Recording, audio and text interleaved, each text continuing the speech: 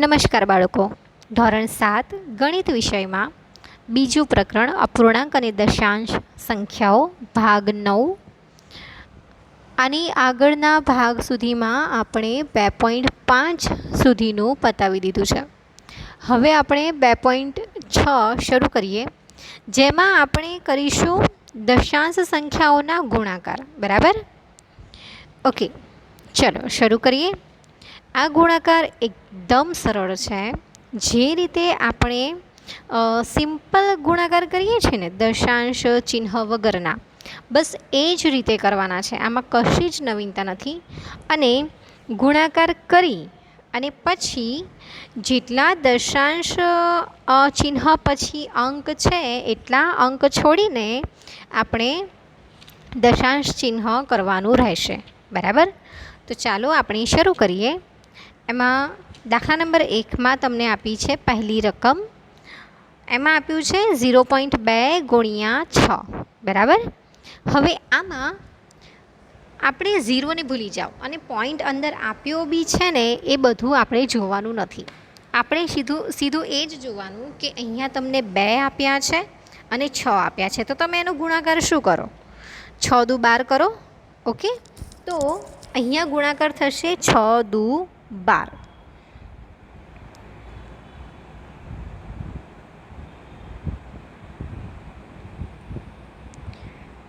જુઓ, અહીંયા તમારો ગુણાકાર થશે 6 દુ 12. બરાબર? 12 લખી દીધા. હવે શું કરવાનું તમે જુઓ, અહીંયા દશાંશ ચિહ્ન પછી કેટલો અંક છે? એક જ અંક છે. એનો મતલબ આપણે જમણી બાજુથી એટલે એકમના સ્થાનથી એક અંક છોડીને પછી પોઈન્ટ કરવાનો. એટલે અહીંયા તમારો જવાબ શું મળશે તમને? 1.2. બરાબર? ચાલો, એવી જ રીતે આગળ જોઈએ બીજો. એમાં આપ્યું છે તમને 8 × 4.6. ઓકે, તો એમાં પણ આપણે શું કરીશું? તમારે શું કરવાનું? સિમ્પલ 46 × 8 કરવાના. ઓકે, હવે 46 × 8 કરશો તો તમને જવાબ મળે 368. બરાબર? આ ગુણાકાર તમારે રફમાં કરી દેવાનો. હવે ગુણાકાર કર્યા બાદ તમે જુઓ, અહીંયા પોઈન્ટ પછી કેટલો અંક છે? એક જ અંક દેખાય છે. તો અહીંયા પણ જમણી બાજુથી 8 છોડીને પછી પોઈન્ટ કરી દેવાના. એટલે અહીંયા તમને જવાબ શું મળે? 36.8. ઓકે, હવે એવી જ રીતે 2.71 × 5. તો અહીંયા તમારે સિમ્પલ 271 × 5 કરવાના. તો આ ગુણાકાર કરશો એટલે તમને જવાબ મળશે 1355. ઓકે, તો અહીંયા જુઓ, અહીંયા તમને પોઈન્ટ પછી કેટલા અંક દેખાય છે? 2 છે. તો જમણી બાજુથી 1 2 આ 2 અંકોને છોડીને પછી અહીંયા પોઈન્ટ કરવાનો. એટલે અહીંયા તમને જવાબ તરીકે શું મળશે? 13.55. ઓકે, એવી જ રીતે 20.1 × 4. તો અહીંયા 201 × 4 કરી દેવાના. એટલે તમને જવાબ મળશે 804. બરાબર? હવે અહીંયા પોઈન્ટ પછી એક જ અંક છે, તો જમણી બાજુથી એક અંક છોડીને પોઈન્ટ કરી દો. એટલે 80.4. ઓકે, તો આવી રીતે આ તમારે બધા ગુણાકાર કરવાના છે અને જવાબ મેળવવાના છે. તો આવડશે ને તમને બધાને? ઓકે, ચલો હવે આપણે દાખલા નંબર 2 જોઈએ. એમાં આપ્યું છે લંબચોરસનું ક્ષેત્રફળ શોધો જેની લંબાઈ 5.7 સેન્ટીમીટર અને પહોળાઈ 3 સેન્ટીમીટર છે. ઓકે, હવે તમને લોકોને બધાને લંબચોરસનું ક્ષેત્રફળ એનું સૂત્ર આવડતું જ હશે. એનું સૂત્ર શું થાય? લંબાઈ ગુણ્યા પહોળાઈ. રાઈટ? તો ચાલો આપણે કરીએ. લંબાઈ તમને આપી છે 5.7 સેન્ટીમીટર, પહોળાઈ આપી છે 3 સેન્ટીમીટર. તો લંબચોરસનું ક્ષેત્રફળ બરાબર લંબાઈ ગુણ્યા પહોળાઈ. બરાબર? લંબાઈ 5.7 અને ગુણ્યા 3 એની પહોળાઈ. હવે ગુણાકાર કરીશું એટલે આપણને જવાબ મળશે 171. હવે 171 મેળવ્યા પછી તમે જોઈ શકો છો કે પોઈન્ટ પછી એક અંક છે, તો અહીંયા પણ એકને છોડીને પછી પોઈન્ટ કરવાનો. એટલે કે 17.1 તમને મળશે. બરાબર? હવે લંબચોરસનું ક્ષેત્રફળ શોધીએ છીએ તો એ જવાબ આપણને શેમાં મળે? ચોરસ સેમીમાં મળે. બરાબર? તો બાજુમાં આપણે લખીશું ચોરસ સેમી. ચાલો હવે આપણે જોઈએ દાખલા નંબર 3. હવે દાખલા નંબર 3માં પણ તમને આપ્યું છે શોધો. અને તમે અહીંયા જોઈ શકો છો કે જે તે દશાંશ સંખ્યાનો ગુણાકાર 10 100 વડે થયેલો અહીંયા જોવા મળે છે. બરાબર? તો આનો ગુણાકાર કઈ રીતે કરીશું આપણે? તો આ તો એકદમ જ સરળ છે, એકદમ સરળ. અહીંયા જુઓ 13 દાન કેટલા થાય? 130 થાય, બરાબર. હવે પોઈન્ટ પછી કેટલો અંક છે? એક જ અંક છે, બરાબર. તો અહીંયા પણ શું કરીશું? પોઈન્ટ પછી એક અંક છોડીને પોઈન્ટ કરીશું, એટલે શું અહીંયા તમને જવાબ મળ્યો? 13 મળ્યો. ઓકે. હવે જુઓ, તમને બીજી રીતે સમજાવું તો સિમ્પલ શું કરવાનું છે અહીંયા તમારે, કે આ જે જવાબ તમને મળે છે ને, જુઓ આનો ગુણાકાર કોની સાથે કરવાનો છે? 1.3 સાથે, બરાબર. તો તમે સિમ્પલ પોઈન્ટ કાઢીને સંખ્યા લખી દો 13. ઓકે.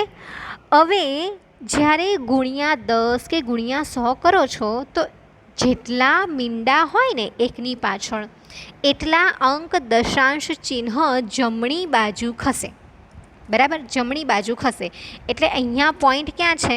1 અને 3ની વચ્ચે. તો આ ખસીને ક્યાં આવશે? જમણી બાજુ ખસેડવાનું, એટલે કે 3 પછી પોઈન્ટ આવશે. હવે 3 પછી પોઈન્ટ કરો તો અહીંયા તો કોઈ અંક છે નહીં. તમે 0 લખવો હોય તો લખી શકો, ના લખવો હોય તો પણ ચાલે. એટલે અહીંયા તમને જવાબ તરીકે શું મળે? 13.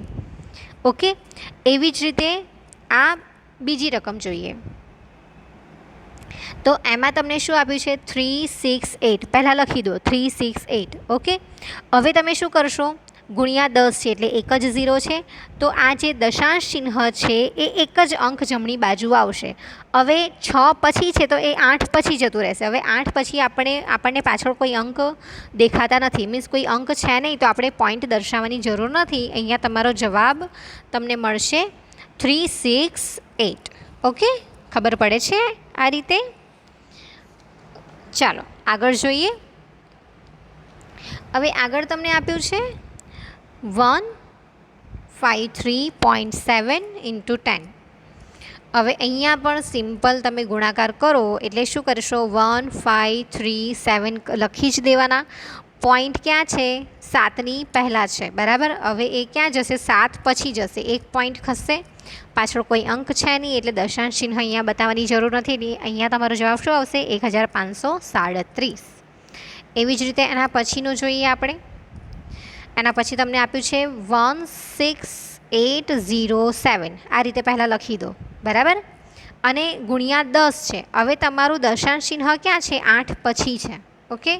તો હજી એ ક્યાં જશે? એક અંક આગળ જતો રહેશે, એટલે કે જમણી બાજુ ખસશે. એટલે 8 જોડે છે તો એ ક્યાં જતો રહેશે? 0 પછી જતો રહેશે. ઓકે. એટલે આ જમણી બાજુ ખસ્યું. તો અહીંયા તમને જવાબ શું મળે છે? 1680.7. ઓકે. ચાલો આગળ જોઈએ. જુઓ બાળકો, તમને એક બીજી રીત બતાવું આમાં, કે આમાં છે ને, જેમ કે આ પહેલો દાખલો જુઓ 1.3 × 10 છે. જેમ આપણે આગળ દાખલા કરતા હતા ને, આ એ રીતે હું સોલ્વ કરું છું. તો અહીંયા શું થશે? 13. આ પોઈન્ટ કાઢવા માટે હું શું કરીશ? છેદમાં 10 લખીશ અને ગુણ્યા 10. તો અહીંયા 10 10 કટ, તો જવાબ શું આવ્યો? 13. હવે આટલું બધું લાંબુ કરીએ એના કરતાં આપણને જે શોર્ટકટ ખબર છે એ રીતે જ કરીએ. ઓકે. તો અહીંયા આપણે શું કરીશું? જેટલા પણ 0 દેખાશે એટલા અંક આપણે જમણી બાજુ ખસીશું. ઓકે. ચલો હવે અહીંયા શું છે? પાંચમામાં 311. હવે પોઈન્ટ ક્યાં છે? 1 પછી છે, બરાબર. 1 પછી છે. હવે અહીંયા 0 તમારી જોડે કેટલા છે? 2 છે. હવે 1 પછી ખસશે તો અહીંયા તો એક જ અંક છે. હજી એક અંક ઓછો પડે છે આપણને, તો કંઈ નહીં, એક 0 મૂકી દો. ઓકે. તો અહીંયા તમારો જવાબ શું મળી જાય? 3110. ચાલો આગળ જોઈશું. હવે તમને આગળ આપ્યું છે 156.1 બરાબર 100. તો આનો જવાબ શું આવશે? 1561. હવે 6 પછી પોઈન્ટ છે અને અહીંયા 0 તમારી જોડે કેટલા છે? 2 છે. તો 6ના પછી આપણી જોડે તો એક જ અંક છે. તો બીજો અંક લાવવા માટે આપણે શું કરીશું? 0 એડ કરીશું, બરાબર. તો અહીંયા તમારો જવાબ મળે 15610. અહીંયા કોઈ દશાંશ ચિહ્ન મૂકવાની જરૂર નથી, કારણ કે અહીંયા આપણી જોડે એક અંક ઓછો છે, જેને આપણે શું કરીએ છીએ? 0 મૂકીને 2 અંક કરીને પોઈન્ટ મૂકીએ છીએ. તો અહીંયા પોઈન્ટ પછી 0 એમ બતાવવાની જરૂર નથી, સિમ્પલ 15610 રાખીશું. 3.62 × 100. બરાબર. તો અહીંયા શું આવશે આનો જવાબ? 362. ઓકે. હવે 3 પછી પોઈન્ટ છે, એના પછી આપણને 2 અંકની જરૂર છે. તો 2 અંક છે, 2 અંક પછી પોઈન્ટ આવશે એટલે 362 પછી પોઈન્ટ આવે. હવે એ પોઈન્ટ લખવાની આપણને કોઈ જ જરૂર છે નહીં, એટલે 362 એ આપણો જવાબ. એ જ રીતે આગળ જોઈએ. 43.07. તો શું આવશે? 4307. હવે 3 પછી પોઈન્ટ છે, તો આ દશાંશ ચિહ્ન જે છે એ 2 અંક ખસશે. તો 2 અંક ખસીને ક્યાં આવશે? 7 પછી આવશે. તો એની પાછળ આપણી જોડે કોઈ અંક છે નહીં 7 પછી. તો આ દશાંશ ચિહ્ન દર્શાવવાની કોઈ જરૂર નથી. આપણો જવાબ મળી ગયો 4307. ઓકે. તો આ રીતે તમારે બધા દાખલામાં દશાંશ ચિહ્નનો ઉપયોગ કરીને 10 કે 100 સાથે ગુણાકાર કરવાનો છે. હવે આપણે દાખલા નંબર 4 ઉપર જઈએ. દાખલા નંબર 4માં તમને આપ્યું છે એક મોટરસાઇકલ 1 લીટર પેટ્રોલમાં 55.3 કિલોમીટર અંતર કાપે છે. તો તે 10 લીટર પેટ્રોલમાં કેટલું અંતર કાપશે? હવે જુઓ, અહીંયા તમને એક મોટરસાઇકલની વાત કરી છે જે 1 લીટર પેટ્રોલમાં 55.3 કિલોમીટરનું અંતર કાપે છે. તો તે 10 લીટર પેટ્રોલમાં કેટલું અંતર કાપશે એ શોધવાનું છે. તો સિમ્પલ છે. અહીંયા શું થશે? 1 લીટરનું તમને આપ્યું છે કે આટલું અંતર કાપે, તો 10 લીટરમાં કેટલું? તો શું કરવાનું? 10 ગુણ્યા શું થશે? 55.3 થશે. ઓકે. તો જુઓ, આને હું તમને પદની રીતે સમજાવું કે અહીંયા તમને લીટર આપેલા છે, મીન્સ પેટ્રોલ આપેલું છે. તો પેટ્રોલ જે લીટરમાં છે અને શોધવાનું શું છે? અંતર. એ આપણે ક્યાં લખીશું? રાઈટ સાઈડ લખીશું, જે કિલોમીટરમાં આપ્યું છે. હવે માહિતી આપણને આપેલી છે કે ભાઈ 1 લીટર પેટ્રોલ છે, તો એમાં 55.3 કિલોમીટર અંતર કાપી શકીએ છીએ. બરાબર. તો માટે પેટ્રોલ કેટલું ભરવાનું છે? 10 લીટર પેટ્રોલ ભરીએ તો કેટલું અંતર કપાય? ઓકે. તો અહીંયા શું થશે? 10 ગુણ્યા 55.3. આ ચોકડી ગુણાકાર આ મેં તમને પહેલાં પણ સમજાયેલું છે. અહીંયા શું થાય? ચોકડી ગુણાકાર થાય. એટલે 10 ગુણ્યા 55.3 અને આ જે 1 છે એ છેદમાં જાય. હવે છેદમાં 1 લખો ના લખો ચાલે. એટલે અહીંયા શું આવશે? 55.3 ગુણ્યા 10. હવે અહીંયા તમે ગુણ્યા 10 કરશો એટલે શું થશે? પોઈન્ટ જમણી બાજુ ખસશે 1 અંક, એટલે પોઈન્ટ નીકળી જશે. બરાબર. 3ની પાછળ આપણી જોડે કોઈ અંક છે નહીં, એટલે 553 કિલોમીટર. એટલે આપણે કહી શકીએ કે મોટરસાઇકલ જે છે એ 10 લીટર પેટ્રોલમાં 553 કિલોમીટર અંતર કાપશે. ઓકે. ચાલો હવે આગળ જોઈએ.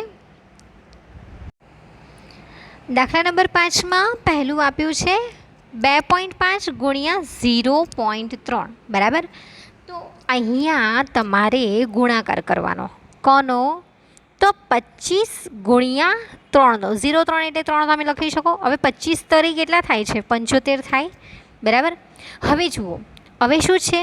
અહીંયા 2.5માં પોઈન્ટ પછી 1 અંક છે અને 0.3માં પણ પોઈન્ટ પછી 1 અંક છે. તો બંનેના મળીને કેટલા થયા?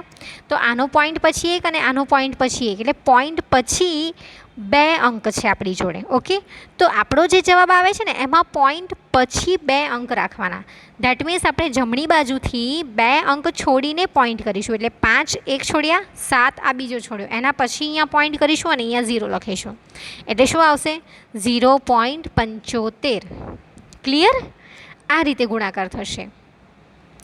એવી જ રીતે બીજું તમને આપ્યું છે 0.1 ગુણ્યા 51.7. બરાબર. એટલે હું આવી રીતે લખી શકું 51.7 ગુણ્યા 0.1.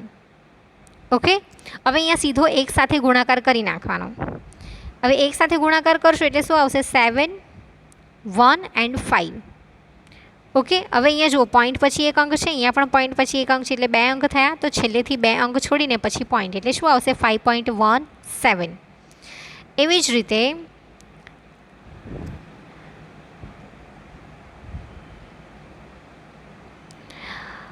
0.2 ગુણ્યા 316.8. તો અહીંયા આપણે શું કરીશું? 316.8 ગુણ્યા 0.2. હવે આનો સીધો 2 સાથે ગુણાકાર કરી નાખીએ તો 8 દુ 16, 16નો છગડો વધી 1, 6 દુ 12 અને 1 13, 13નો તગડો વધી 1, 2 કા 2 અને 1 3 અને 3 દુ 6. ઓકે, આ આપણો ગુણાકાર આવ્યો. હવે જુઓ અહીંયા પોઈન્ટ પછી કેટલા અંક છે? 2 અંક છે આપણી જોડે. તો છેલ્લેથી 2 અંક છોડીને પછી પોઈન્ટ કરીશું એટલે શું આવશે આપણો જવાબ? 63.36. ઓકે, તો આ રીતે તમારે દાખલા નંબર 5માં ગુણાકાર કરીને એનો જવાબ મેળવવાનો છે. બરાબર? તો આ રીતે તમને આવડશે આ આખું સ્વાધ્યાય. ઓકે, ચાલો તો અહીંયા આપણો સ્વાધ્યાય 2.6 પૂર્ણ થાય છે.